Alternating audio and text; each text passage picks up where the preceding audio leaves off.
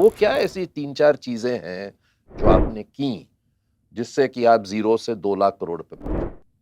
नहीं भी पहले तो हम लोग ये सब मानते हैं हम सैलरीड एंटरप्रेन्योर्स हैं हाँ। हमारे कंपनी में ये अपना ही कंपनी है एंड मैं नहीं देखिए in any company you are as good as the team is a fact and this is not a cliched statement. You mentioned the most important people in this company because ये एक business asset management की है. So the most important people are the fund managers. It's a business of fund management. तो अब अगर हमारी team देखें they are since inception.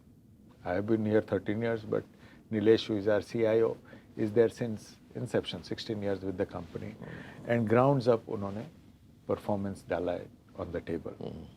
एक fiduciary responsibility है किसी और का पैसा मैनेज करते हैं. I think I'm extremely blessed to say if we are around 350 people in my company, all 350 are aware कि ये fiduciary responsibility है. Law के दायरे में रहना है. 16 साल in the country without any regulatory breach. Right? That is fundamental and that can happen if everybody knows this and everybody believes that. नहीं तो एक छोटी सी बात कह रहा हूँ if I don't declare my investments on time मुझे एक रेगुलेटरी लेटर आएगा वो भी 16 साल में अगर 300-350 लोग एक साथ एक टाइम में देते हैं तो उसका एक पावर बनता है. फिर उसके बाद आता है फंड मैनेजमेंट. अब वो अगर and that's a big uncontrollable in the business and 16 साल का अगर ट्रैक वो ठीक ठाक रखते पहले 6-8 साल तो लोग परखे हमें क्योंकि ग्लोबल एसेट मैनेजर्स के लिए इंडिया में बहुत टफ रहा है. काफ़ी ग्लोबल एसेट मैनेजर छोड़ के गए हैं.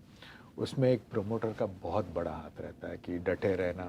अगर आप हमारे जो AUM की बात कर रहे हैं 2014-15 तक देखें तो शायद कुछ भी नहीं था बट ऐसा कभी भी मेरे हेड ऑफिस से फ़ोन नहीं आया कि यार तुम्हारा परफॉर्मेंस है क्या है फिर AUM क्यों नहीं आ रहा है. उनसे यही एक डिस्कशन हुई है O U R building track record. हम मानते हैं ये business of track record and we have demonstrated कि 6-8 साल आप ट्रैक रिकॉर्ड बनाएंगे. Actually I must tell you जब मेरा इंटरव्यू हुआ था तब इंटरव्यूअर मिस्टर MS किम है जिन्होंने मेरे इंटरव्यू लिए थे तो उन्होंने कहा था कि our real asset gathering will happen in the 9th and 10th year but it's how you behave in the first 3-4 years will define how much you will get then.